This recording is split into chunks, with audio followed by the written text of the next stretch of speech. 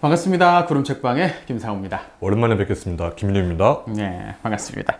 오랜만이라고는 하지만 계속 부록 영상이 나갔었기 때문에 앞에서부터 꾸준히 차근차근 기다리면서 보셨던 분들한테는 또 오랜만은 또 아닐 수 있습니다. 맞습니다. 네. 실제로는 3달 만이죠? 그렇죠. 우리 가을에 봤는데 이제 겨울 됐어요. 그때는 땀 났을 텐데. 네, 맞아요. 봤을 때. 아무튼 그래서 이제 대학원 우리 시험을 받고 네. 그래서 결과가 아직 나오진 않았다고 합니다. 다음 주에 나오는데 이 영상은 결과 나온 다음에 업로드 될 겁니다. 잘 본 것 같아요? 잘 보길 바라야죠. 네, 그렇습니다. 뭘 물어보던가요, 시험에? 그게 참고로 그 역사 네, 쪽에 서양사이고 고대사 분야만 이제 딱 한정해서 얘기하면 문제가 두 문제가 나오는데 고중세가 합쳐서 나와요.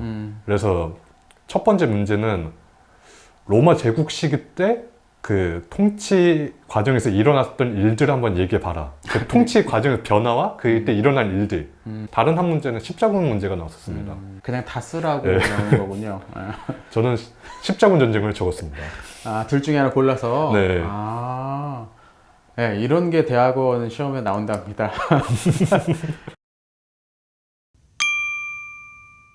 아무튼 우리 로마인 이야기 읽기 계속하고 있습니다. 우리 지난번에 로마인 이야기 4권, 그래서 율리우스 카이사르 상권을 봤어요. 카이사르가 이제 태어나서 갈리아 전쟁까지 이제 끝낸 그런 상황이었어요. 그리고 그 막판에 그런 카이사르를 견제하기 위해서 로마의 원로원이 폼페이우스를 대장 삼아가지고 카이사르를 공화국의 적으로 선포합니다. 원로원 최종 권고를 한번 발의를 한 거죠. 거기서부터 이제 오늘 이야기가 본격적으로 이제 시작이 됩니다. 그게 이제 BC 49년 1월 12일에 루비콘강을 건너서 이제 내전이 본격적으로 벌어졌던 거죠. 바로 그 유명한 주사위는 던져졌다. 그 사건이죠. 근데 재밌는 건 뭐냐면 이제 루비콘강을 건너면 며칠이면 로마로 들어올 수 있거든요. 상황이 이제 그렇게 되니까 카이사르를 공화국의 적으로 선포를 해놓은 상황에서 그러니까 좀 군사력을 준비를 해놨어야 되는데 그런 거 없이 그냥 선포만 해버렸다는 거야. 뭐 하자는 건지. 카이사르는 이미 갈리아 전쟁을 끝내고서 잔뜩 무력 집단을 끌고서 내려왔는데 맨 입으로 너 공화국의 적이다, 안 그러면은 그냥 다 군사자 해체하고서 와야 된다라고 요구를 하면 이게 먹힐 거라고 생각을 했을까. 이게 아무래도 그런 의도가 담겨 있었던 것 같아요. 일단은 선포를 하면은 웬만한 사람은 원로원 최종 결의까지 닿으면은 일단 쫄 거 아니에요? 그렇죠. 일단 이 쫀다는 것을 가정하고서 그 다음 스텝을 생각했던 걸 텐데 카이사르는 쫄지 않고 오히려 들어가잖아요. 그렇죠. 그거를 예상하지 못했던 거죠. 그거는 원로원 쪽의 실책이었죠, 사실. 카이사르는 계속 밀고 내려왔고, 그러니까 어쩔 수 없이 폼페이우스나 이제 원로원파들은 싸울 힘이 없으니까 로마를 떠날 수밖에 없었던 거죠. 그게 참 이상해요. 근데 시온하나는 그 부분에서 이게 큰 실책이었다 일단이라고 얘기를 해요. 일단 본국 로마 수도를 떠나버리는 게 명분 싸움에서 크게 털리는 쪽이었다. 이거 뒤에도 마찬가지로 나오는데 나중에 이제 옥타비아누스랑 안토니우스 때도 마찬가지였는데 이 본국 로마를 장악하는 게 얼마나 중요한가. 특히 이제 쿠데타와 같은 어떤 국가 정변 상황에서 마치 그것 떠오르더라고요. 박정희 대통령이 그 살해됐을 때 김재규가 중정으로 가가지고 빨리 청와대나 그 핵심 조직을 장악을 하지 않고 육군본부로 갔단 말이죠. 그 하면서 체포돼가지고 결국에는 쿠데타로 더 이어지지 못하고 그냥 개인적인 돌발 형상으로 해서 결국 사형돼서 죽었단 말이죠. 그 이후의 사건 때문에. 그러니까 쿠데타를 일으켰을 때 가장 중요한 건 뭐냐면 빨리 상대편의 최고 머리를 잡든지 아니면 무력화시켜가지고 그 조직을 장악하는 것, 이게 핵심이거든요. 그걸 이제 할 수 있는 기회를 줘버린 거죠. 도망쳐버리면서. 이 부분이 일단 시작부터 삐끗했다고 할 수가 있는 거고요. 결과적으로 이제 이 사람들이 어디로 도망갔냐면 그리스 쪽으로 도망갔기 때문에 싸움은 로마 이탈리아 본토에서 일어나지 않고 그리스에서 이제 전투가 벌어지게 됩니다. 근데 이때 그리스로 도망쳤던 이유도 있었잖아요. 폼페이우스가 훨씬 더 그쪽에서 이제 유리한 상황이었다는 거죠. 그렇죠. 시오노 나나미가 굉장히 강조하는 이제 구도 중에 하나가 뭐냐면 압도적으로 유리한 폼페이우스 vs 엄청 불리한 카이사르인데 이 카이사르가 이거를 그 불리한 상황을 뚫고서 폼페이우스를 어떻게 제압하느냐 이게 그치. 앞부분의 약간 가장 이제 중요한 내용이죠. 영웅서사야 이것도 완전 불리한 네. 상황에서 막대한 적을 다윗과 골리앗처럼. 사실 그 뻔하긴 한데 네. 또 보는 맛은 있어요. 그게 그렇죠. 또. 설명도 되게 맛깔나게 재밌게 합니다. 네. 그러니까 이제 동방이 왜 폼페이우스한테 유리했느냐? 앞서서 해적 소탕 작전이라는 걸 했잖아요. 그러니까 동방 전체에 엄청나게 손해를 끼치고 있었던 해적들을 대권을 주고서 다 없애버렸어요. 그러니까 동방 전체가 사실상 폼페이우스의 클리엔테스가 돼버린 거죠. 그러니까 막 지원을 해주고 그쪽도 사실 그 동방과 서방 생각해 보면 그 되게 풍부한 지역이었어요. 그러니까 이탈리아 반도를 중심으로 해서 동쪽, 뭐 아시아 쪽, 아시아가 가장 부유했었고요. 뭐 이집트 그쪽. 그러니까 거기에 지원을 얻을 수 있는 폼페이우스는 이쪽에서 가서 한번 힘을 모아가지고 일전을 겨루면 내가 승산이 있겠다라고 생각을 했던 것 같고. 그렇죠. 실제로 이제 첫 번째 주요 전투였던 디라키움 전투인가요? 네, 맞습니다. 네, 거기에서 거의 2배나 많은 병력을 폼페이우스가 이끌고 왔고 카이사는 그의 이제 적은 병력으로 이제 맞서 싸우게 됩니다. 근데 이 서전에서 카이사르가 졌어요. 이게 좀 충격적이죠? 이길 줄 알았어. 이길 줄 알았는데 졌어. 근데 그 이유가 뭐냐면 이 디라키움 자체가 보급 창고 기지였단 말이죠. 폼페이우스 쪽에. 네. 이 보급이 엄청나게 이제 충분히 물자가 쌓여 있고 또 병력도 많고. 근데 그런 디라키움을 카이사르가 포위를 하려고 했어. 근데 생각해보면 이 카이사르가 이 어떤 포위 공성전에는 약간 좀 판단 미스가 종종 있지 않나. 갈리아 전쟁 때도 그랬잖아요. 갈리아 전쟁에서도 그 알레시아 공방전이라고 네. 그 요새 같은 알레시아에 엄청나게 대군 막 10만 명 막 있는데 그걸 몇만 명으로 그걸 포위하려다가 엄청나게 아무튼 타격을 입었잖아요, 자기도. 그렇죠. 근데 그걸 경험했음에도 불구하고 다시 한번 이 적은 상대에 비해 적은 숫자로 디라키움을 포위를 하려고 했는데 이 디라키움은 또 해안 쪽에 마주하고 있어가지고 해안 쪽, 바다 쪽을 포위를 하지 못하고 반 포위밖에 안 됐고. 카이사르는 일단 해군 병력이 없었으니까요. 그렇죠. 그리고 또 바다 쪽은 폼페이우스가 왔다 갔다 하면서 물자도 계속, 병력도 계속 지원해 줄 수 있으니까 사실상 이건 되게 어려운 작전이었어요. 네. 결국 졌죠, 그래서. 근데 여기서 흥미로운 건 뭐냐면 카이사르는 지금 있는 병력 다 끌고 와서 싸우는데 졌단 말이죠. 네. 그럼 보통 사람이라면 나는 다 끝났어 하고서 좌절할 만도 한데 카이사르는 그러지 않았다는 거죠. 일단 싸우다가 졌어. 그럼 최소한으로 피해를 줄이고 후퇴해서 다음번엔 내가 이겨야지를 계속 머리를 쓴다는 거예요. 이게 이제 카이사르의 대단한 면이죠. 상승 장군이기 때문이 아니고 저도 끝내는 이길 수 있는 불굴의 의지를 가진 장군이었다는 부분이기도 해요. 이게 어떻게 보면 그 알레시아 공방전 얘기했는데 그 양상하고 되게 비슷하죠. 맞아요. 거기서도 이제 해외에서 그렇게 큰 타격을 입으면은 사실 철수하기가 십상인데 그렇죠. 그거를 다시 어떻게 그 극적으로 역전시켜내느냐 이게 어떻게 보면 한사는 진짜 개인의 역량이고 사실 폼페이우스가 그리스로 간 것도 저는 그렇게 나쁜 선택은 아니라고 생각을 해요. 그럴 수 있어요. 생각해보면. 왜냐면 이게 전쟁이 장기화로 가면은 결국에 이기는 건 폼페이우스거든요. 그렇지. 이쪽이 훨씬 더 물자가 풍부하니까 병력도 그렇고. 왜 그럼 저희 나중에 얘기했는데 결국 폼페이우스가 결정적으로 지게 되는 게 파르살로스 전투잖아요. 그렇죠. 이제 바로 이제 이어지는. 왜 어째서 거기서 그렇게 큰 싸움을 거기에 걸었을까? 심지어 그 카이사를 압도적으로 유리할 만한 그런 지형에서. 그러니까 이게 파르셀로스 평원이란 말이죠. 평원이라서 대군이 이제 회전을 벌일 수 있는 그런 곳입니다. 회전은 진짜 맞짱 뜨는 거죠. 완전 나포진하고 저쪽 포진하고 일전 벌이는 거 이제 그 회전이라고 하는데 카이사르는 회전에 늘 탁월했어요. 그렇죠. 근데 폼페이우스도 탁월했어요. 사실 상승 장군은 폼페이우스였거든요. 한 번도 진 적이 없는 장군. 그렇긴 하죠. 그러니까 내가 상대보다 병력도 2배고 한 번도 진 적도 없어요. 그러니까 군사적인 역량으로 폼페이우스더러 뭐라고 할 수는 없단 말이죠. 어쩌면 폼페이우스도 자기보다 몇 살 어린이 카이사르한테 일종의 경쟁 의식을 가지고 있지 않았을까 싶기도 하고. 네. 한번 그래 저쪽에 싸움 걸면 그래 나도 한번 맞서 싸워보지. 라고 하지 않았나. 그러니까 그런 거죠. 호기심이 고양이를 죽인다라는 얘기가 네. 있는데 자만심이 장군을 쓰러뜨리는 것 같기도 해요. 근데 그래도 됐던 상황이었는데 거기서 이 두 번째 회전에서 파르셀로스 회전에서 결국 카이사르가 승리를 했다는 거죠. 결국 그래서 이제 여기서 패배를 하고 폼페이우스는 이집트 쪽으로 이제 도망을 갑니다.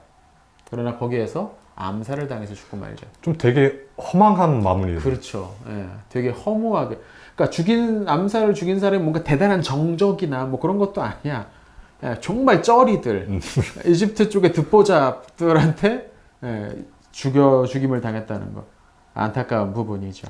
그렇게 해서 카이사르는 이집트로 가게 되죠. 네, 그렇습니다. 이집트를 정벌을 하러 가고 여기서 이제 클레오파트라를 이제 만나게 됩니다. 네, 정확히 말하면 이제 이집트는 당시에 이제 동맹국이었기 때문에 로마의 동맹국이었고, 근데 거기서 이제 내분이 생겨서 이집트는 전통적으로 그래 남매들이 공동으로 그러니까 파라오가 되는 경향들이 그런 전통들이 있었는데 이때도 클레오파트라랑 그의 남동생이었던 프톨레마이오스겠죠. 남동생이 그 동네 파라오는 다 프톨레마이오스니까 서로 막 싸우고 있으니까 그걸 중재하러 간 거죠. 근데 그때 남동생파가 이제 장악을 하고 있으니까 야, 네 아버지가 유언에는 남매가 같이 하라고 하지 않았냐? 라고 써가지고 클레오파트라를 이제 공동 황제로, 공동 왕으로 이제 파라오로 만들었던 거예요. 여기서 이제 클레오파트라, 그 유명한 클레오파트라와 카이사르가 이제 만납니다. 클레오파트라 그렇게 예뻤다고 많은 사람들, 호사가들이 이야기하는 클레오파트라. 그래서 클레오파트라를 당연히 또 우리 카이사르는 클레오파트라를 애인으로 만들죠. 예. 뭐 그런 얘기 있어요. 카이사르 관련된 얘기 있다 보면은 로마 원로원 의원들의 부인은 거의 다 카이사르의 뭐 애인이었다, 뭐 한 번쯤은 거쳐갔다, 뭐 이런 얘기들이 있을 정도였으니까 엄청난 호색한. 나중에 이제 카이사르가 이제 이거 다 끝나고서 이제 로마에서 개선식 할 때 이제 부하들이 개선식 할 때 로마의 뭐 남편들아 부인 간수 잘해 남봉꾼이 나가신다면서 막 소리쳤다고 그런 얘기도 나올 정도로 아무튼 그래서 클레오파트라를 만납니다. 그리고 이때 애도 갔죠. 아마 카이사르의 아들이었을 걸로 추정되는 카이사리온이라고 나름 작은 카이사르라고 불리는 뭐 그런 일들이 있었습니다. 사실상 그렇게 폼페이우스가 죽은 다음에 여전히 폼페이우스 파들이 남아 있었죠. 잔당들이 남아 있었습니다. 북아프리카 속주나 뭐 히스파니아나 스페인 지역에는 남아 있었는데 사실상 뭐 이쪽 이제 정복하는 것들은 뭐 어렵지 않고요. 폼페이우스가 그렇죠. 죽었으니까는. 그렇게 하면서 BC 46년 4월에 카이사르가 이 내전에서 승리를 거둡니다. 그러니까 49년 1월에 루비콘강을 건넜으니까 거의 3년 만에 3년 만에 전 지중해 세력이 이제 카이사르의 발밑에 떨어지게 된 거죠. 군사적인 능력만 있어서 되는 게 아니고 정치적인 식견도 있어야 되고 사람 쓰는 것 뭐 이런 것들도 얼마나 복잡한지 몰라요, 이게. 맞습니다. 이게 무슨 게임하듯이 삼국지 게임하듯이 영토 하나하나 정복하면은 해피엔딩 끝 날 그런 게 아니거든요. 그 하나하나의 땅마다 다 딴 생각하는 사람들이 잔뜩 있어요. 그거를 다 묶어내고 결국엔 하루 묶어내는 거 이게 이제 자질인 그렇죠. 거고 능력이었던 거죠. 그렇게 해서 이제 카이사르가 사실상 최고 실권자가 되고 나서 그 나오는 장의 이름이 뭐냐면 제국으로 가는 길이라는 장이 나오는데 저는 이 부분이 이 책의 핵심이라고 저는 생각을 해요.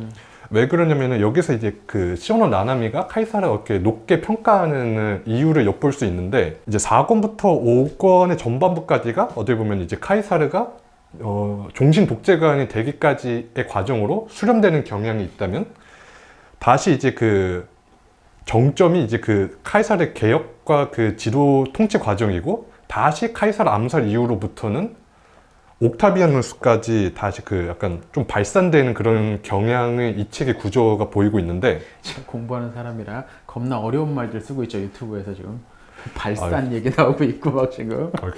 죄송합니다. 이게 그러니까 쉽게 말하면 카이사르가 뭔가 엄청난 변화를 일으켰다라는 거야. 그냥 단순히 권력자가 바뀐 게 아니고 로마의 어떤 체제 전체에 엄청나게 큰 변화를 일으키고 그 이후에 이제 그게 그대로 쫙 펼쳐진다는 그 얘기인 겁니다. 어떤 변화들이 이제 있었던 건가요, 그게? 그걸 이제 하려면 이거는 약간 좀 3권 얘기부터 이제 좀 가보면 잡아야 되는데 이게 그 연장선상에 있는 얘기거든요.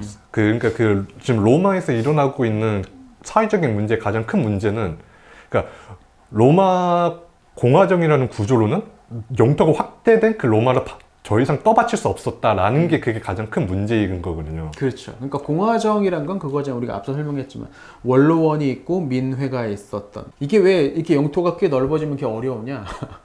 원로원 300명이고 민회는 야, 미네는 시도 때도 없이 열리는데 어디 저기 멀리 있는 사람이 미네에 올 수 있겠냐고. 없죠. 그러니까 수도 로마에 있는 사람들이나 겨우 참여를 하는 거라고. 이 제국, 이게 엄청나게 넓은 영토와 관련된 일을 논의하는데 수도 그 조그마한 데 사는 그 필부들이 모여가지고 그거를 이제 해야 되는 상황이 된 거죠.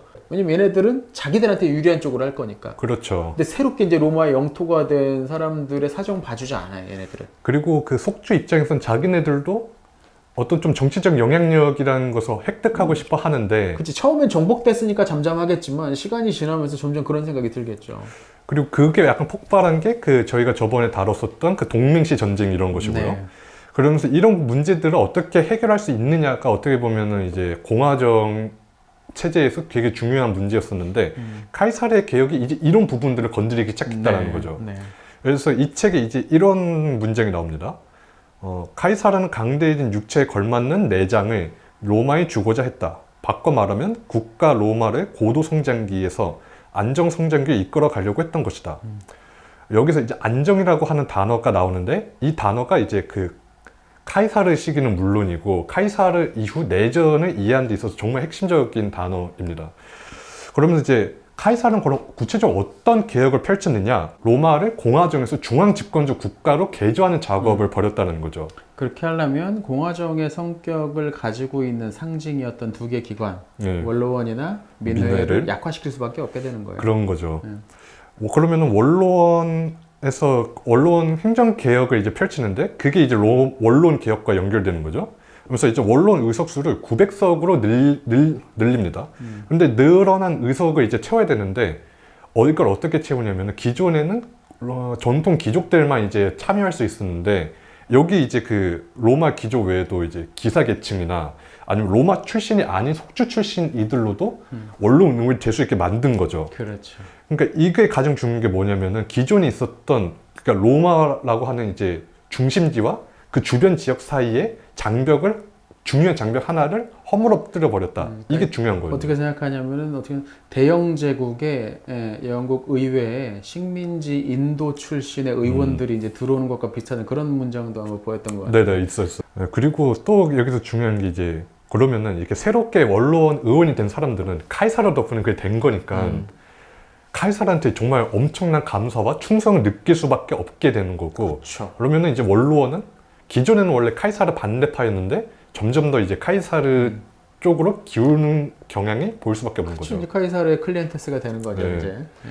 그리고 카이사르 개혁에서 또 중요한 거는 이제 속주 통치를 굉장히 많이 바꿨다라는 건데 이게 또 사람들한테 굉장히 인기가 많았다고 해요. 로마의 결정을 속주에 따르긴 따르되 핵심적인 부분 제외하고서는 지방에 약간 좀 독자적인 자유권을 인정해준다 이런 그런 내용입니다. 세금만 잘 내면 니들끼리 알아서 하라는 거야. 네. 나한테 적대만 하지 말고. 여기 진짜 중요한 거죠. 반란 일으킬 낌새가 보이면 인정사정 없다. 그러니까 그래서 유대인들이 카이사르한테 굉장히 고마워했다는 얘기가 있는데 이 당시 유대인들은 제재장을 이제 장악을 하면서 다스리고 있었는데 그걸 용납을 해주겠다는 거야. 니들이 뭐 신정 정치를 피든 뭘 피든 알아서 해라. 속주세만 제대로 내면 된다. 그러니까 그게 이제 상당히 그 사람들한테는 좋았던 거죠. 왜냐면 그 이전에 이 팔레스타인 지역을 지배하고 있던 게 누구냐면 프톨레마이오스 이집트에 아니면 그 북쪽 시리아 쪽에 셀레우코스 왕조인데 얘네들은 막 그걸 개입을 하려고 했단 말이죠. 그랬죠. 자기들의 어떤 종교나 문화나 그걸 개입 막 강요하려고 했는데 그렇지 않게 되니까 굉장히 이제 우호적이었고 이게 팔레스타인 쪽뿐만 아니라 다른 인근의 작은 그 세력들에게도 굉장히 우호적인 제스처로 보였을 거라는 거예요. 그래서 실제로 그 하이켄하임이라는 로마 네, 되게 유명한 옛날 사람, 되게 옛날 로마사 연구자에 따르면은 이런 속주 정책이 실제 로마 이탈리아 통일을 이루는데 굉장히 기여를 많이 했다고 합니다. 그러면서 이런 것들을 하기 위해서 카이사르는 진작부터 이제 집정관을 넘어서는 관직인 독재관에 이제 취임을 해서 이런 것들을 이제 추진해 나갑니다. 독재관이 우리 앞서 그 로마의 관직들 불어보셨는데 독재관이 갖는 가장 큰 특권은 거부권 행사가 안 된다는 거잖아요. 그러니까 그렇죠. 내가 지시한 건 누구도 거부권 행사할 수 없어. 심지어 그 호민관조차도 그렇죠. 호민관은 거부권 행사하라고 있는 직책인데도 불구하고 그러니까 이런 것들이 말들이 엄청나게 나올 게 뻔하기 때문에 이건 독재관의 지위로 그냥 밀어붙여버린 겁니다. 근데 여기에다가 종신자를 붙였어. 종신 독재관. 근데 이게 어떤 사람들을 불안하게 만들었어요. 그렇죠. 종신 독재가 야 이건 그냥 왕 아니냐. 우리 유구한 전통의 로마 공화정은 마지막 왕이었던 타르퀴니우스를 죽이고 몰아내고 이 공화정을 세운 우리나라에 또다시 왕이 되면 안 된다. 그러니까 이 렉스라는 라틴어로 왕이라는 뜻의 렉스라는 단어 자체에 굉장히 노이로제를 가지고 있었던 사람들이 있었죠. 이 공화정 순수파라고 불리는 사람들이 아마 있었을 것 같은데 바로 이 사람들이 이제 사건을 만들어내는 겁니다. 벌이는 겁니다. 그게 바로 3월 15일 카이사르가 암살당한 바로 그날이죠. 이게 이제 언제냐? BC 44년입니다. 그러니까 정말 얼마 안 되는 거예요. 그러니까 통일하고 통일이 46년이었는데 그러니까 내전이 끝낸 게 46년 1월이었는데 이게 44년이니까 2년밖에 안 됐어요. 2년 동안 독재관으로 이 여러 가지 개혁들을 다 했다는 거니까 하루아침에 나온 거 당연히 아니겠죠. 생각 없는 사람이 2년 대권 주어진다고 해서 이런 일을 할 수 있는 건 아니거든요. 그러니까 이미 오래전부터 이 나라에 뭐가 문제인지 이건 어떻게 바꿔야 되는지에 대해서 굉장히 많은 고민을 가지고 있었고 나름의 청사진이 있었던 거예요. 이렇게 하면 될 거다라는 그걸 이제 2년 동안 이제 해낸 거죠. 자, 아무튼 그래서 이제 44년 3월 15일 이 날이 무슨 날이었냐? 원로원 회의가 열리는 날이었대요. 카이사르가 이제 그 회의에 가서 뭘 하려고 했냐면 파르티아를 전쟁을 해야겠다. 파르티아와 전쟁을 해야겠다. 공격해야겠다. 네. 왜 파르티아를 공격해야 되느냐? 앞서서 제1차 삼두전치 때 삼두의 한쪽이었던 크라수스가 대파르티아 전쟁의 총사령관으로 나갔다가 전사를 했잖아요. 맞습니다. 이거에 복수를 못했다는 거야. 왜냐면 그 이후로 이제 내전이 벌어지고 막 하다 보니까 이제 이걸 복수를 해야 된다는 거죠. 로마의 총사령관을 죽인 그 복수를 해야 되는 거야. 이건 아무튼 명분이고 사실상 로마의 동쪽 경계를 좀 안정적으로 만들어야겠다. 이럴 때 안정적으로 만들 때 그냥 가가지고 우리 안정적으로 해요 라고 한다고 되는 게 아니잖아요. 네. 일단 로마 방식은 한 대 때려놓고 아이씨 그러니까 잘하자 그러고 가는 거란 말이죠. 그러니까 이거 한번 하겠다라고 이제 가는 거죠. 이 파르티아 이제 전쟁 관련 내용을 이제 발표를 하려고 원로원에 이제 들어가려고 하는데 이때 갑자기 우르르 그 몰려든 이 암살자들에 의해서 정말 이것도 허무해요. 폼페이우스 암살도 허무한데 카이사르 암살도 너무 허무해. 그렇게 아니고 대단한 작전을 세운 것도 아니잖아요. 정말 그죠. 그냥 흥분해가지고 막 찔렀다잖아요. 뭐 엄청나게 여기저기 뭐 20방 찔렀는데 치명상은 한 군데밖에 없었대. 나머지는 그러니까 막 스치고 막 어떻게 막 헬멧 치고 막 그랬다는 거죠. 그러니까 이게 그 조폭 영화에서 보면은 칼로 찔러 죽이는데 두 유형이 있잖아요. 하나는 이제 깊숙이 하는 거고 다른 하나는 약간 그 촉촉촉 이렇게 찔러가지고 하는 건데 그 장면 생각하면서 이걸 보니까는 그러니까 원로원 회의장에 들어갈 때는 무기를 휴대하지 않는 게 관례예요. 그러니까 아무도 거기 왜냐면 거기 원로원이 우리가 무슨 대단히 무슨 이렇게 품위 있게 말로써 막 연설로 상대를 하는 게 아니고 욕하고 막 주먹 날리고 막 하는 데란 말이야. 그런 상황이기 때문에 무기 휴대하지 않는 건데 당연히 카이사르도 무기 휴대하지 않았는데 이 암살자들은 거기다 숨기고 왔던 거죠. 그리고서 찔러 죽여버렸습니다. 그럼 누가 암살을 했느냐?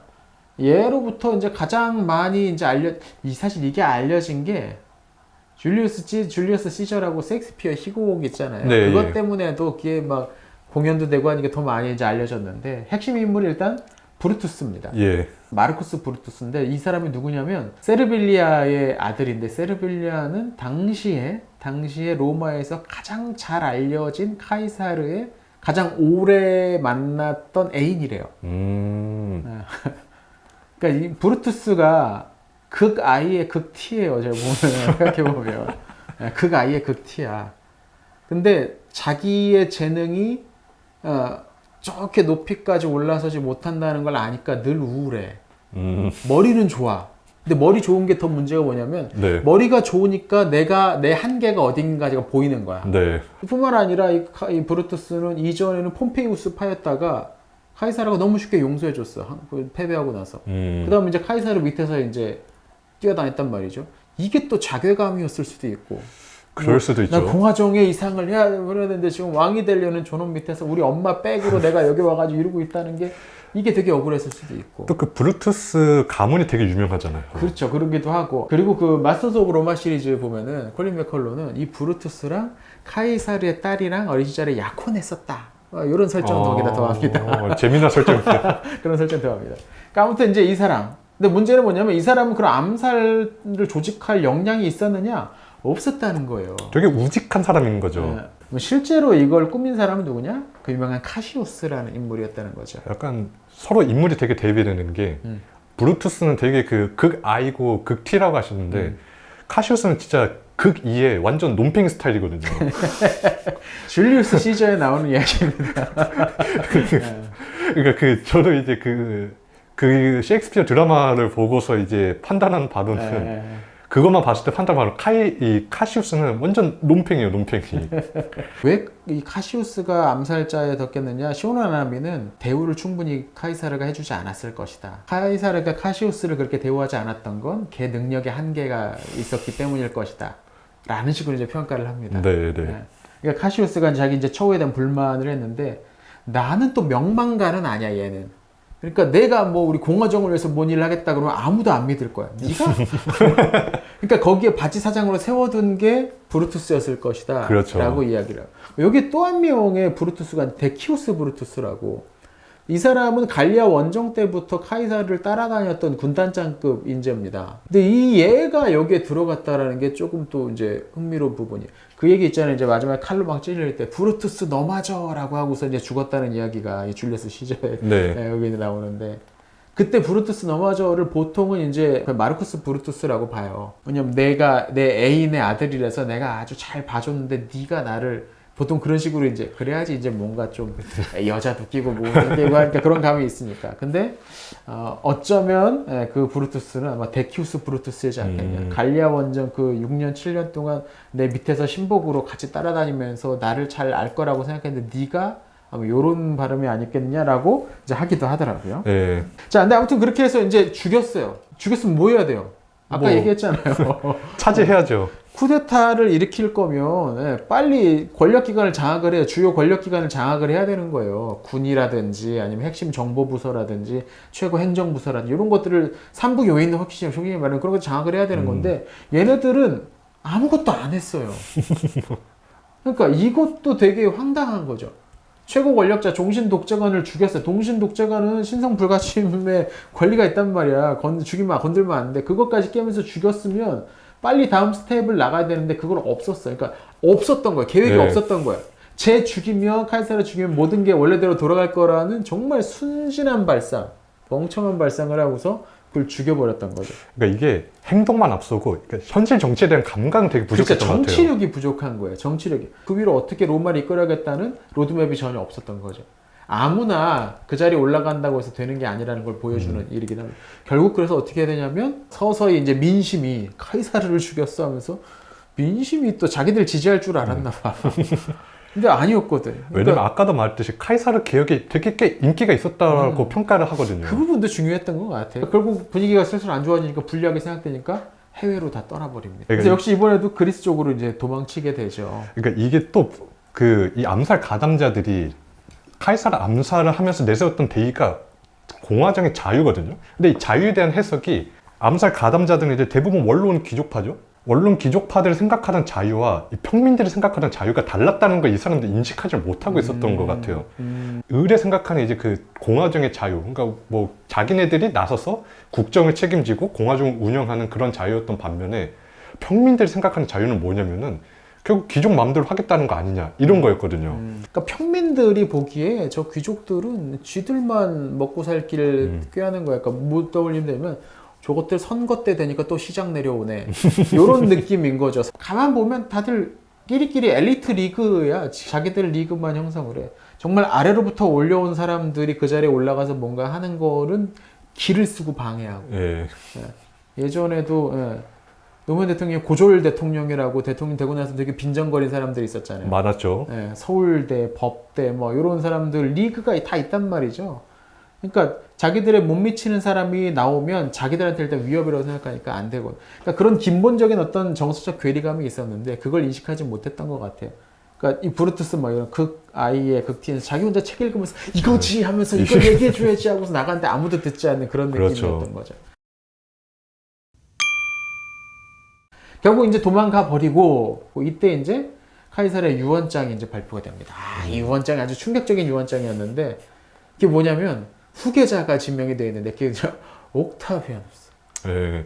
얘 누구야 했다잖아요. 그걸 들은 사람들이. 왜냐면 이게 공개됐을 때 당시 옥타비아스 나이가 18살이었거든요. 네. 10대인 이 애를 후계자로 삼았다. 이 시오나나미는 그래서 이걸 어떻게 평가하냐면 카이사르가 당장 죽을지 몰랐을 테니까 자기가 적어도 한 10년, 15년은 더 이 종신 독재관으로 로마를 통치하고 그럼 얘 나이도 한 30대쯤 됐으니까 보통 30대쯤 되면 이제 공직에 이제 나서기 적절한 나이가 되니까 그렇죠. 그때쯤 자연스럽게 이제 교육시켜가면서 넘겨주면 되겠다라고 생각하고서 만든 게 아니었을까라고 추측을 해요. 근데 일리 있어요. 저도 그렇게 생각해요. 그게 맞다고 생각해요. 옥타비아누스가 누구냐면 카이사르의 누이가 낳은 딸의 아들이에요. 그러니까 먼 친척? 그렇죠. 먼 친척인데, 그러니까 옥타비아누스의 외할머니가 카이사르의 누이 동생인 거죠. 진짜 먼 친척이네요. 진짜 말이죠. 네. 근데 이 어렸을 때 얘를 카이사르 집에서 길렀대요. 아마 그 최고 대신관 그 관저에서 아마 길렀던 것 같아요. 이제 부모님이 이제 기를 수 없는 상황이 되어가지고. 그러니까 이제 가까이서 어렸을 때부터 얘를 보니까 얘가 뭔가 좀 똘똘해 보였나 보죠. 근데 그게 그렇게 보일까요?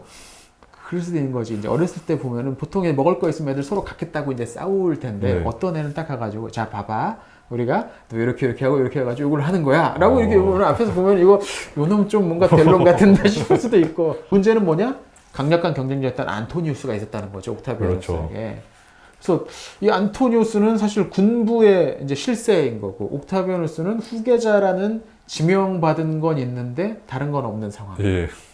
이렇게 되면 이제 안토니우스는 위원장이고 뭐고 내가 2인자니까 내가 1인자 돼야지라고 이제 생각을 했을 거고 옥타비아누스는 당장은 힘이 내가 약하니까는 지금은 잘 내내하면서 구슬림 당하는 것처럼 하면서 힘을 길러야지 내가 먹어야지라는 얘도 무서운 애인 거지. 그러니까요. 예, 18살짜리 애가 내가 지금 불리하니까 지금은 머리 숙이지만 내가 힘을 차근차근 길러가지고 저놈 제껴야겠다라고 생각을 할 수 있었다는 것 자체가. 자기 목숨 어떻게 챙기는지를 확실하게 아는 사람인 거죠. 그렇죠. 그러니까 이 책에 이제 율리우스 카이사르라는 부제가 붙어 있는데 이 책의 후반부는 이제 옥타비아누스가 어떻게 이 이제 권력 게임에서 승리를 하느냐와 관련돼 있어. 이 사정에서 뭐 제2차 3부 정치도 나오고 뭐 어쩌고 나오는데 뭐 그 설명은 뭐 그렇게 이제 메인은 아니고 핵심은 결국에는 옥타비아누스가 힘을 길러서 안토니우스를 몰아내고 로마의 마지막 최고의 1인자가 되었다는 것. 이게 이제 마지막에 악티움 해전이 BC 31년이었으니까 얼마나 걸려? 13년이나 걸린 거죠. 18살짜리 애가 13년 동안 뭔가를 준비해서 차근차근 완수해냈다. 이것만 봐도 카이사르의 눈이 틀리지 않았다는 걸 보여주는 것 같아요. 진짜 가장 무서운 사람이 이런 사람이에요. 그쵸. 네. 앞에서는 고개 열심히 숙이고 인사만 하고 맨날 웃는 모습인데 뒤에서는 차근차근 하나하나 이렇게 상대편 힘을 뺄 줄 아는.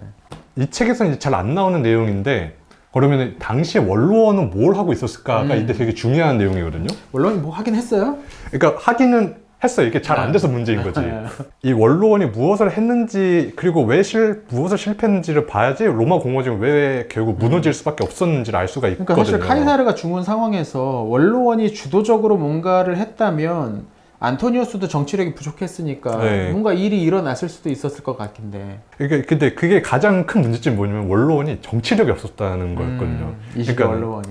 왜냐면은 그 당대에 일단은 그 최고 실권자라고 할 수 있는 안토니우스와 옥타비아누스는 해외에서 지금 싸우고 있는 상황이었었고 반 카이사르파 암살자들도 다 해외로 떠나 있는 상황이었었고 남아있는 건 장치인밖에 없었던 거고 그러니까는 원로원에서는 이제 정치력이 없었던 거죠. 그나마 집정관이 있었는데 이 집정관 2명이 안토니우스하고 싸우다가 사망을 했어요. 그러니까는 언론에서 뭔가를 할 수 있는 능력과 정치력을 가진 사람이 없었던 거였고 그렇게 해서 뭘 하려고 했었냐면은 그 상황에서 병사들한테 우리가 너희들한테 보상금과 땅을 약속해 주겠다고 얘기를 해요. 이게 굉장히 충격적인 게 그 이전까지는 원로원은 이런 주장하는 사람들을 다 죽였었거든요. 그렇죠. 그러니까 티베리우스부터 시작해서 가이우스 마리우스도 토지개혁 자기 부하들한테 땅 나눠주려고 했다가 결국 이제 실각하기도 하고. 그러니까 그 원로원은 본래 이런 토지 분배에 되게 보수적이었고 사유재산권을 신성하다는 이제 말도 안 되는 얘기를 하던 사람들이었었는데 그 축성은 누가 해준 거야? 근데 막상 공화정의 위기가 막상 다가오니까는 이게 손발이 뒤집듯이 바뀌는 거죠. 참 아이러니한 이제 상황을 보여주는 거죠. 하지만 결국엔 실패를 하고 예. 돈도 없었을 거예요. 돈도 예. 없었고 전쟁을 그렇게 오래 했는데 뭐. 그 세금을 거두려 했는데 세금도 거두지 못해요. 안 걷어주고 그러니까 이런 재정 파탄을 타개할 만한 상황을 못 하니까는 어떻게 보면 카이사르가 성공했네. 원로원 힘 빼기가 그렇게 된 거죠. 몇 년 만에 완전히 힘이 빠져버렸네. 예. 그런 거죠. 그래서 어떤 최고 통수가 1인 지배 어떤 체제에 반대할 수 있을 만한 인재들이 없어진 상황. 자연스럽게 그렇게 가게 된 상황.